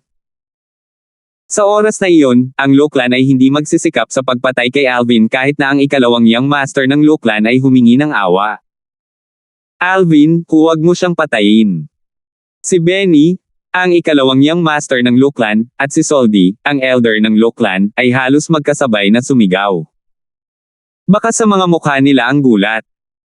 Bilang miyembro ng Loklan, walang alinlangan na alam nila kung ano ang kahihinatnan niya kung papatayin niya ang isang lineal na disipulo ng Loklan. Ha! Nakakunot ang noo ni Alvin habang lumingon kay Benny. Mahal na mahal niya si Benny. Gayunpaman, hindi niya kayang bitawan si Hayden ng ganoon lang. Bagamat napatay niya si Zuriel na nagtangkang patayin siya kanina, si Hayden ang nagutos sa kanya. Si Hayden ang tunay na salarin. Hindi niya bibitawan ang taong gustong mamatay siya. Alvin, huminahon ka. Huminahon ka. Hindi ka dapat masyadong impulsive. Bagamat karapat-dapat na mamatay si Hayden, walang saysay na isakripisyo ang iyong kinabukasan para sa kanyang kapakanan. Sinubukan siyang hikayatin ni Benny ng tuloy-tuloy habang bumibilis ang kanyang paghinga. Isasakripisyo ang aking kinabukasan. Nagtaas ng kilay si Alvin. Kahit ano paman, si Hayden ay isa pa ring lineal na disipulo ng Loklan ng ating Northern Mountain. Kung papatayin mo siya, katumbas ito ng sampal sa mukha ng ating Loklan. Ang buong Loklan ay hindi magsisikap na patayin ka. Mabilis na tumango si Benny habang ipinapahayag niya ang kanyang pag-aalala. Sa sandaling marinig ito ni Alvin, natahimik siya sandali. Naningkit ang mga mata niya na parang may iniisip. Samantala, ang kapaligiran ay naging hindi kapani-paniwalang tensed. Ang mga mata ng lahat ay isa-isang dumapo kay Alvin, gusto nilang malaman kung ano ang pipiliin ni Alvin. Patayin si Hayden. O hindi pumatay. Iniisip ko kung papatayin ng Alvin na ito ang ikatlong Young Master ng Loklan o hindi. Maraming tao ang nagbulungan. Puno ng pagdududa ang kanilang mga boses. Well, halatang mamamatay siya kung papatayin niya ang ikatlong Young Master ng Loklan kaya sa tingin ko ay hindi siya maglakas loob na gawin iyon. Sa tingin ko rin. Karamihan sa mga tao ay nadama na si Alvin ay hindi maglalakas loob na patayin si Hayden. Kung tutuusin, mamamatay si Alvin kung papatayin niya si Hayden. Kung sila ang nasa posisyon ni Alvin, sigurado silang hindi sila maglalakas loob na patayin si Hayden. Sa kanilang opinyon, ang kanilang sariling buhay ay mas mahalaga kaysa sa lahat. Hindi na kailangang sirain ang kanilang sariling buhay sa isang sandali ng galit. Ubo. Ubo. You won't dare to kill me. Hindi ka maglalakas loob. 2 beses umubo si Hayden. Tinitigan niya ng masama si Alvin na may mapang-asar na tingin sa kanyang mukha kahit na siya ay itinaas ng kanyang leeg. Sigurado ka ba? Hindi ako maglakas loob na patayin ka. Matapos marinig ang mga mapanuksong salita ni Hayden, si Alvin na orihinal na malalim ang iniisip ay nanambalik ang kanyang katinoan. Ang kanyang mga mata ay kumikinang ng maliwanag. Agad na humigpit ang pagkakahawak niya sa leeg ni Hayden. Ubo. Ubo. Ubo. Anong ginagawa mo? Di ginagawa. Nahihirapang huminga si Hayden dahil sa mahigpit na pagkakahawak ni Alvin. Alvin. Hindi. Agad na bumungad kay Benny ang takot nang makita niya ito. Alvin, dapat mong pag-isipan itong mabuti. Kapag napatay mo na ang ikatlong Young Master, hindi ka na mabubuhay pa. Payo ni Soldi. Young Master. Si Jack ay halos naapektuhan ng kapaligiran. Tumingin siya kay Alvin na may nag-aalalang ekspresyon habang kinukumbinsi din niya ito, walang dahilan para ilagay ang iyong sarili sa panganib para sa kanyang kapakanan. Tila hindi narinig ni Alvin ang payo mula kina Benny, Soldi, at Jack habang bumubulong siya sa sarili, ang Loklan ng Northern Mountain ay umiral sa loob ng 10,000 taon. Nang makarating siya sa dulo ng kanyang pangungusap, bigla siyang tumahimik. Sa susunod na pagkakataon, lumingon siya at tumingin kay Benny bago nagtanong, sa kasaysayan ng iyong Loklan, mayroon bang nakaligtas pagkatapos pumatay ng isang lineal na disipulo ng Loklan? Oo, meron. Bagamat hindi naiintindihan ni Benny ang layunin ng tanong ni Alvin, tumango pa rin siya.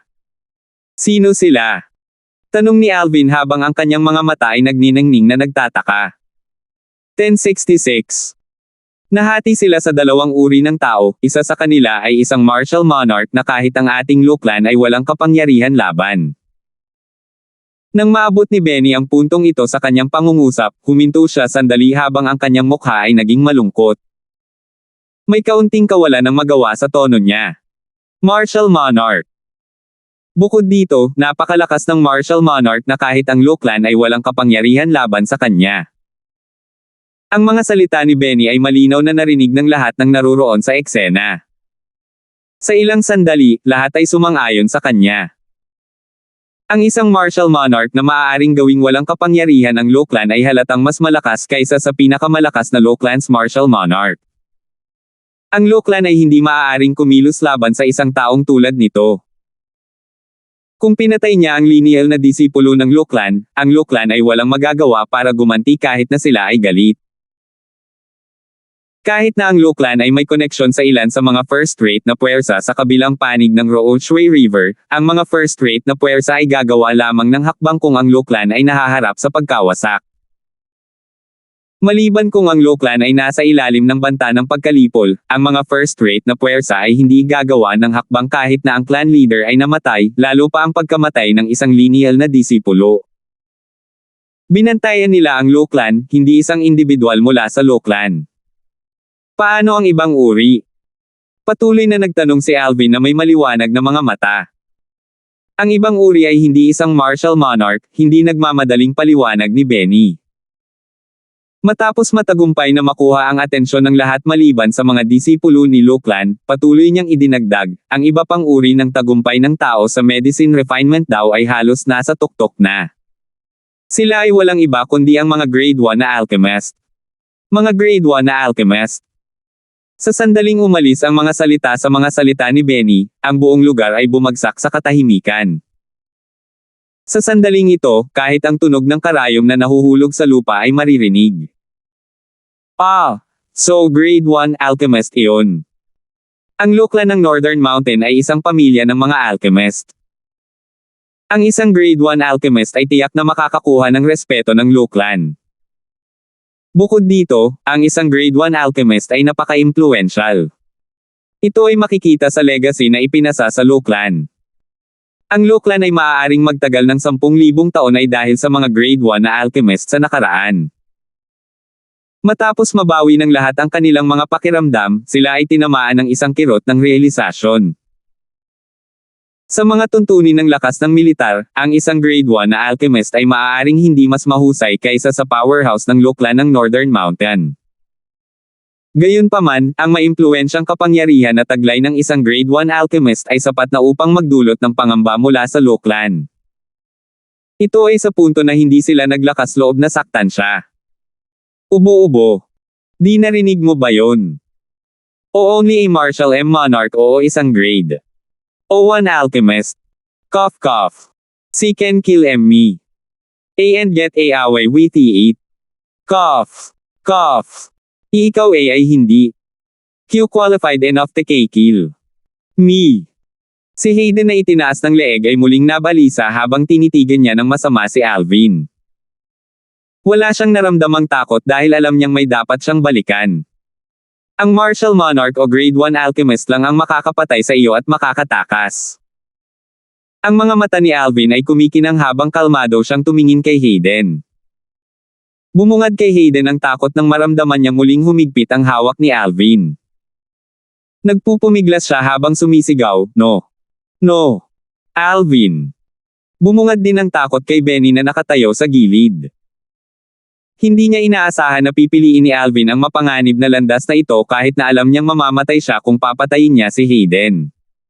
Snap! Umalangaw-ngaw sa hangin ang malakas at malulutong na tunog ng mga buto na nagdulot ng panginginig na dumadaloy sa kanilang mga gulugod. Ang isa sa 5 disipulo ng Luklan na sumunod kina Soldi at Zuriel ay agad na tumalikod at tumakas sa eksena. Ang 4 na iba pa ay may nakasulat din na hindi makapaniwala sa kanilang mga mukha. Ang lahat ng kanilang mga tingin ay nakatuon sa lilang figurang iyon. Ang mga mata ng mga tao ay nakatuon din sa lilang figure. Ang may-ari ng lilang figure ay walang iba kundi si Alvin. Nabali ang leeg ni Hayden sa mahigpit na pagkakahawak ni Alvin. Sa sandaling ito, ang kanyang ulo ay nakasubsob sa gilid. Boom! Sa pagtaas ng kanyang kamay, mahinahong inihagis ni Alvin ang katawan ni Hayden sa lupa. Napakawalang kwenta ng kanyang kilos, para bang maliit na bagay lang ang ginawa niya. Baliw siya. Baliw siya. Karamihan sa mga tao ay tumingin kay Alvin na parang tumitingin sila sa isang multo. Akala nila baliw siya. Talagang pinatay niya ang ikatlong young master ng Lo Clan. Hindi siya takot sa kamatayan. Ngayong napatay na niya ang ikatlong young master ng Lo Clan, wala nang silbi kahit na humingi ng awa ang second young master ng Lo Clan para sa kanya. Imposibleng makatakas siya sa kamatayan ngayon. Ano ba ang iniisip niya? Malamang ayaw na niyang mabuhay. Marami sa mga nanunood ay ibinaon ang kanilang mga ulo ng magkasama sa talakayan. Nahirapan silang intindihin ang aksyon ni Alvin. Bagamat alam niyang mahirap takasan ang kamatayan matapos patayin ang ikatlong batang guro ng Lo Clan, pinatigas pa rin niya ang kanyang puso at pinatay ang ikatlong batang guro ng Lo Clan. Hindi ba niya itinulak ang sarili sa isang sulok sa pamamagitan ng paggawa nito? Alvin. Mapatla ang mukha ni Benny. Nangyari na ang bagay na pinakainaalala niya. Natural, ang dahilan ng kanyang maputlang mukha ay hindi ang pagkamatay ni Hayden. Bagamat siya at si Hayden ay parehong lineal disciples, hindi sila magkadugo. Siya ay nag-aagawan para sa posisyon ng susunod na clan leader kasama si Samson Lo, ang unang young master ng Lo Clan. Dahil sa kadahilanang iyon, si Hayden, na kapatid sa dugo ni Samson, ay nagpakana sa dilim at sinubukan siyang patayin ng maraming beses. Sa totoo lang, masaya siya na patay na si Hayden. Gayunpaman, bahagyang nadurog ang kanyang puso nang maalala niyang maaaring mapatay si Alvin dahil sa bagay na ito. Bagamat 2 beses pa lang silang nagkita ni Alvin, nailigtas siya ng powerhouse sa tabi ni Alvin noong una silang nagkita. Gaya ng kasabihan, ang pagmamahal sa bahay ay umaabot hanggang sa mga uwak na dumapo sa bubong nito. Dahil sa damdamin ng pasasalamat, hindi niya hinanggad na may mangyari kay Alvin. Kung hindi, paano niya kaya haharapin ang benefactor na pinagkakautangan niya ng buhay? Binata, masyado kang sabik na manalo. Napabuntong hininga si Soldi. Naisip niyang pagkatapos na si Alvin ay magalit kay Hayden, nawalan siya ng malay at pinatay si Hayden dahil sa kanyang kaakuhan. Ang isang slip ay maaaring magdulot ng pangmatagalang kalungkutan. Sa kanyang opinyon, ang kasabihang ito ay napakaangkop upang ilarawan ang kasalukuyang sitwasyon ni Alvin. Hindi mahalaga kung si Benny o si Soldi, wala ni isa sa kanila ang humiling kay Alvin na tumakas. Hindi dahil gusto nilang makita ang kasawian ni Alvin. Alam nilang mahuhuli pa rin siya ng Lo Clan kahit tumakas siya. Walang kabuluhan ang pagtakas niya ngayon maliban na lang kung martial monarch siya. Ang Alvin na ito ay malamang na mamatay ngayon. Sayang ang kanyang napakapangit na talento. Eksakto. Napakapangit talaga ng Alvin na ito. Siya ay may nakakatakot na cultivation base na kaya niyang patayin si Zuriel sa isang suntok lang. Sa tingin ko ay nasa 9th level void transformation na siya. At saka, ang kanyang talento sa medicine refinement daw ay parehong nakakatakot. Isang henyo na kahit ang Diyos ay pinagseselosan. Nadama ng karamihan ng mga taong naruroon na si Alvin ay tiyak na mamamatay ngayon. Bumantong hininga sila at umiling habang hinaing nila ang nalalapit na kamatayan ni Alvin. Tio, nakita mo ba iyon? Pinatay ni Alvin ang ikatlong young master ng Lo Clan. Pinatay niya ang ikatlong young master ng Lo Clan. Malaki ang ngiti ng lalaking nasa katanghaliang gulang na nakasuot ng berde. Nakayuko siya sa tabi ng katawan ni Zuriel habang ibinaba niya ang kanyang ulo para bumulong sa katawan sa kanyang tagiliran, dapat kang magbantay ng mabuti. Malapit nang patayin ng Lo Clan ang Alvin na iyon. Sa sandaling ito, napuno ng saya ang mukha ng lalaking nasa katanghaliang gulang na nakasuot ng berde. Para bang nailarawan na niya ang eksenang pinatay si Alvin ng powerhouse ng Lo Clan. Young Master. Si Jack, hindi katulad ng iba na nadama na si Alvin ay tiyak na mamamatay, ay may ibang opinyon. Nadala siya ng atmosphere kanina kaya sa una ay medyo nag-aalala siya na papatayin ng kanyang young master ang third young master ng Lo Clan sa isang sandali ng kawalang ingat at mag-imbite ng gulo para sa kanyang sarili. Gayunpaman, ang kanyang puso ay huminahon pagkatapos na patayin ng kanyang sariling Young Master ang ikatlong Young Master ng Lo Clan. Naiintindihan niyang mabuti ang kanyang Young Master. Alam niyang hindi kikilos ng padalos-dalos ang kanyang Young Master kung wala siyang tiwala. Pakiramdam niya ay may paraan ang kanyang Young Master para malampasan ang krisis na ito. Inaabangan niya itong makita. Sino ka? Bakit mo pinatay ang lineal disciple ng aking Lo Clan? Sa sandaling ito, isang maingay na boses ang umalangaw-ngaw mula sa malayo at nakatawag ng atensyon ng lahat. Sa susunod na pagkakataon, dalawang matandang lalaki ang lumitaw sa lugar kung saan nakatingin ang lahat. Ang isa ay mataba, at ang isa ay payat. Ang mataba ay maikli habang ang payat ay matangkad. Ang una ay parang bola habang ang huli ay parang kawayan. Lumipad sa ere ang dalawang matandang lalaki bago huminto malapit sa karamihan. Habang sila ay lumipad sa himpapawid, nakita agad ng kanilang mga mata ang binata na nakasuot ng lila na nakatayo sa malapit. Maya-maya, may lumitaw na isa pang figure. Ito ay walang iba kundi ang alagad ng Lo Clan na umalis kanina. Siya ang tumawag sa dalawang matanda. Elder Yuan, Elder Gore. Sa pagkakataong lumitaw ang matatabang lalaki at payat, si Soldi at ang iba pang apat na alagad ni Lo Clan ay magalang na yumuko sa kanila. Maging si Benny, ang ikalawang Young Master ng Lo Clan, ay nagkusa na tumanggo sa matatandang lalaki. Gayunpaman, hindi tumugon ang dalawang matandang lalaki kay Benny at sa iba pa. Ito ay dahil ang kanilang atensyon ay nakatuon kay Alvin. Nang hindi nila sinasadyang makita ang bangkay na nakahandusay malapit kay Alvin, hindi nila maiwasang lumunin ng galit kahit na inihanda na nila ang kanilang sarili para dito. Naging mabangis ang kanilang mga mata habang nakatitig kay Alvin. Samantala, may turbulence sa hangin na pumapalibot sa kanilang mga katawan kahit hindi sila kumikibo at walang nakikitang enerhiyang bumabangon sa kanilang mga katawan. Bahagyang naririnig din ang mga tunog ng pagsabog. Habang nahulog ang isa, sunod-sunod na bumangon ang isa. Dalawang martial monarchs.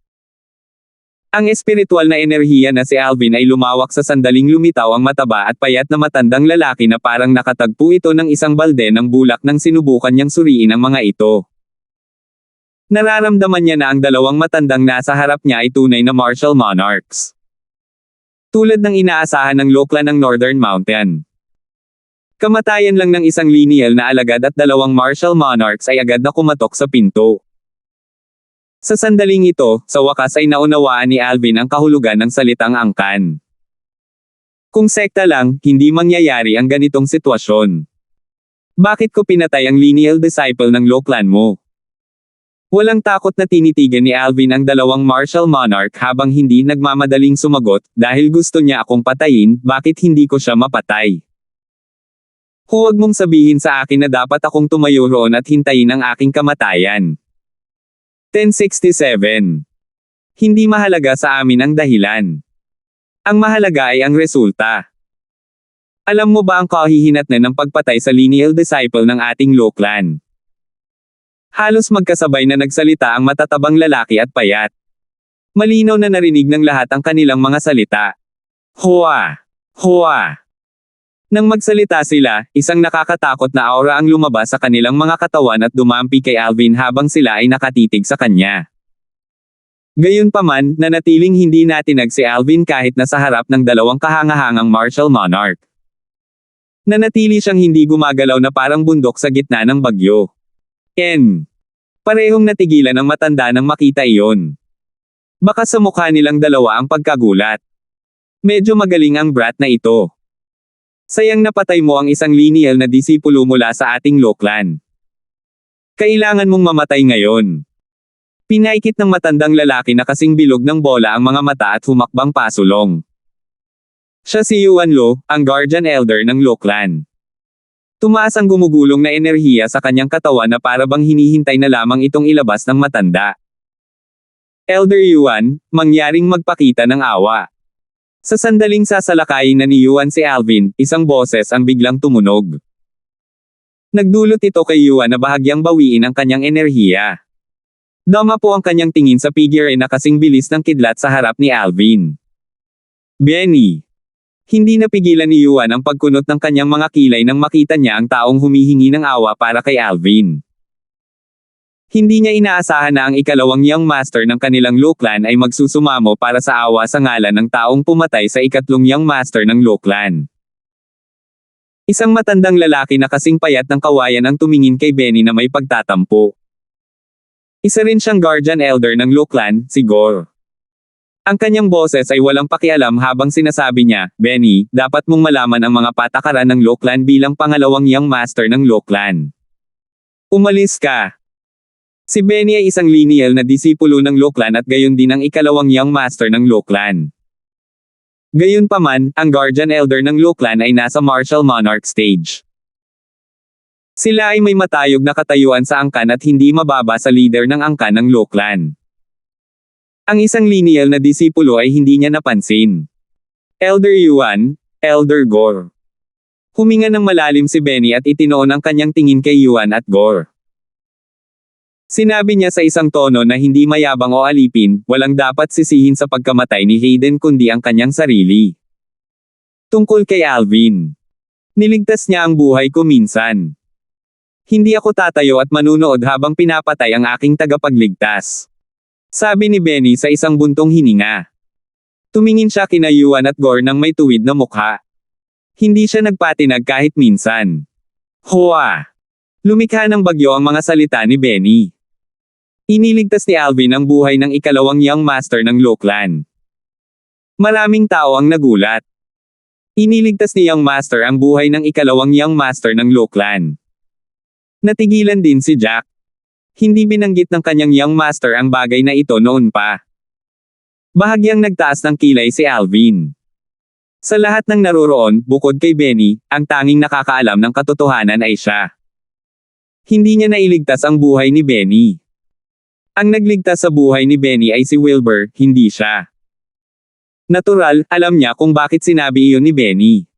Sinusubukan niyang iligtas ang kanyang buhay mula sa dalawang Lo Clan's Martial Monarchs. Ang mabuting hangarin ni Benny ay nagpainit sa puso ni Alvin. Benny, hindi nito binabago ang katotohanan na pinatay niya ang isa sa lineal na disipulo ng ating angkan ng Lo kahit na nailigtas niya ang buhay mo. Dapat siyang mamatay ngayon. Si Gore ay humakbang pasulong at tumayo sa tabi ni Yuan. Kasabay nito, isang nangingibabaw na invisible energy ang lumabas sa kanyang katawan. Sa isang saglit lang, tuluyan nitong binalot si Benny at hinayla siya palayo kay Alvin. Kuya Gwei. Kapansin-pansing nagbago ang mukha ni Benny. Natuklasan niya na ang hindi nakikitang enerhiya na humihila sa kanya palayo kay Alvin ay napakalakas, kaya't hindi siya makatakas sa pagkakatali. Isinasaalang-alang na nailigtas mo ang buhay ng ikalawang Young Master ng ating Lo Clan. Bibigyan ka namin ng 10 hininga para masabi mo ang iyong mga huling salita. Pagkatapos nito, ipapadala kita sa impyerno. May kumikislap sa maliliit na mata ni Yuan nang magsalita siya. Ang kanyang mga mata ay sinanay kay Alvin. Young Master. Kinuha ni Jack ang gawain ng paghila sa kabaong ng yelo. Sa sandaling ito, ang kanyang ekspresyon ay lubhang nagbago. Gumawa siya ng isang hakbang pasulong na may layuning protektahan si Alvin tulad ng ginawa ni Benny kanina. Tumayo ka. Gayunpaman, isang dumadagandong na boses na pamilyar sa kanya ang tumunog ng isang hakbang pa lang niya. Lumingon si Jack kay Alvin habang nag-aalalang sinabi niya, Young Master, ako. Don't worry, walang mangyayari sa akin. Ang mga salita ni Jack ay naputol sa kalagitnaan ng isang boses. Nakilala niya ang boses ng kanyang Young Master. Bagamat hindi alam ni Jack kung saan nakuha ni Alvin ang kanyang kumpiyansa, nagtiwala siya kay Alvin ng walang kondisyon. Sa huli, seryoso siyang tumayo sa kanyang orihinal na lugar. Walang mangyayari. Umiling si Soldi at bumaantong hininga sa malayo nang marinig niya ang mga salita ni Alvin. Sa kanyang opinyon, hindi napagtanto ni Alvin ang kalubhaan ng sitwasyong kinalalagyan niya. Dahil napatay niya ang lineal na disipulo ng Lo Clan, kailangan niya maging isa sa dalawang espesyal na uri ng tao para makatakas sa kamatayan ngayon. Walang duda tungkol dito. Baliw ba si Alvin? Masasabi pa rin niyang ayos lang siya kahit sa ngayon. Sa tingin ko siya ay nagkukunwari upang aliwin ang mga nakapaligid sa kanya. Kung tutusin kung paano binati ng Law Clan sina Elder Yuan at Elder Gore. Sa tingin ko sila ay dapat 2 sa 3 elder ng tagapangalaga ng Law Clan, Yuan, at Gore. 2 martial monarch powerhouses.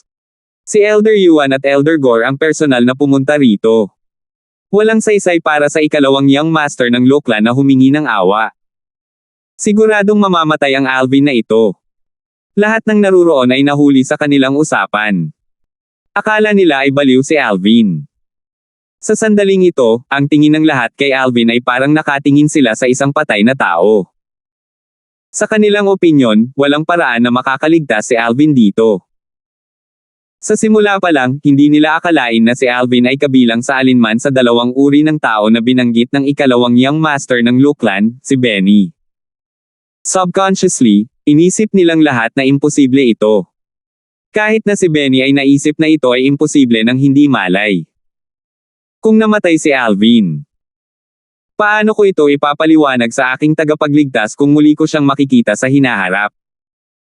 Si Benny na nakagapos sa tagiliran ng kapangyarihan ni Gore ay may matinding ekspresyon sa kanyang mukha. Bagamat nakaramdam siya ng pagkabalisa para kay Darfield Liantian, wala siyang magawa sa sandaling ito. Walang paraan na makakawala siya sa pagkakatali gamit ang kanyang lakas na mag-isa. Si Gore ay isang martial monarch powerhouse. Malayo ito sa makakalaban niya. Mayabang na bata. Narinig din ni Gore ang mga salita ni Alvin. Malamig na kumikinang ang kanyang mga mata. Kung hindi sinabi ni Yuan na papayagan niya si Alvin na sabihin ang kanyang huling mga salita, sinalakay na ni Gore si Alvin. Ang katotohanan na si Alvin ay naglakas loob na sabihin iyon sa harap niya ay nangangahulugan na hindi niya ito sineseryoso. May natitira kang 5 hininga. Nagsalita si Yuan sa mababang tono. Medyo nakakatakot din ang ekspresyon ng mukha niya. Hindi niya akalain na ganoon pala kamayabang ang binatilyong naka-purple. Kung alam niya ito ng mas maaga, hindi niya ito bibigyan ng pagkakataong sabihin ang kanyang mga huling salita. Ang lahat ay patuloy na nanunood habang ang sitwasyon ay umuunlad. Pagkatapos magsalita ni Yuan, inilahad ni Alvin ang kanyang kanang kamay. Binaliktad niya ito kaya nakaharap ang palad niya sa itaas at ang likod ng kamay niya ay nakaharap pababa. Anong ginagawa niya?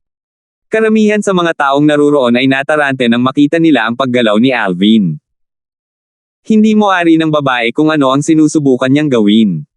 Makalipas ang ilang sandali, lumipas ang 2 paghinga.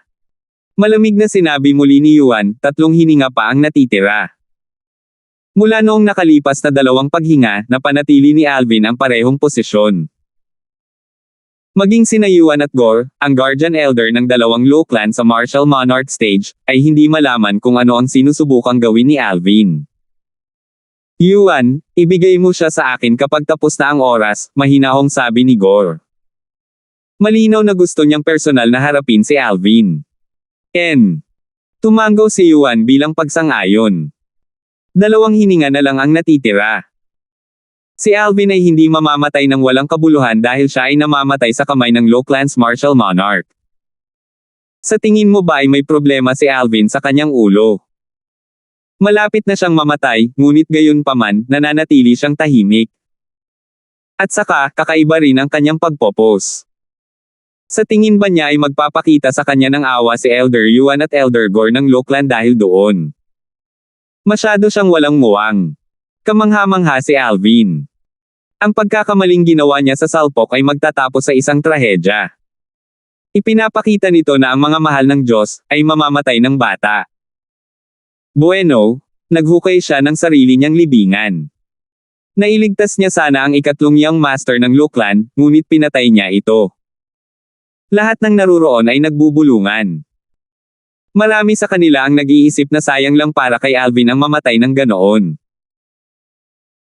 Pagkatapos ng lahat, hindi lamang si Alvin ang nagpakita ng isang malakas na likas na talento sa martial daw, ang kanyang likas na talento sa pagdadalisay ng medisina ay pambihira rin. Siya ay maaaring ituring na isang all-rounded monster prodigy. Gayunpaman, ang halimaw na prodigy na ito, si Alvin, ay kailangang mamatay dahil lang sa pinatay niya ang isang lineal na disipulo ng Law Clan. Ilang sandali pa, muling ibinuko ni Yuan ang kanyang bibig para sabihin, isa pang hininga ang natitira. Naging malamig ang boses niya. Maging ang kanyang tingin kay Alvin ay nagyayelo. Heng! Bumantong hininga si Gore habang ang kanyang roba ay pumutok at lumipad sa hangin. Nagsimulang mamuo ang enerhiya sa kanyang katawan. Tumaas ito at nakakuha ng momentum habang naghahanda siyang umatake pagkatapos ng isang hininga. Papatayin sana niya ang binata na nakasuot ng lila na nakatayo sa harapan niya sa isang suntok. Napabuntong hininga ang lahat at tahimik na nanunood habang iniipon ng martial monarch ang kanyang lakas. Young Master. Naikuyom ni Jack ang kanyang magkabilang kamao. Bagamat nagtiwala siya kay Alvin, nag-aalala pa rin siya kay Alvin dahil naiimpluwensyahan siya ng tensyonado na kapaligiran. Si Alvin na kanina patahimik at kalmadong nakatayo roon habang nakataas ang kanang kamay ay sa wakas ay nagbago ang kanyang ekspresyon nang makita niyang saisalakay na si Gore. May malabong ngiti sa kanyang mukha. Malabo ang ngiti na walang nakakita. Tapos na ang oras. Sa wakas, isang hininga ang lumipas. Nanginginig ang lahat ng naruroon sa kanilang mga puso. Nang ang mga mata ng lahat ay lumipat kay Gore para panoorin siyang gumagalaw, nakita nila siyang walang humpay sa hangin. Sa sandaling ito, nakatitig si Gore sa harapan. Napatulala siya. Salamat po at sinamahan ninyo ako, ingat lagi mga master.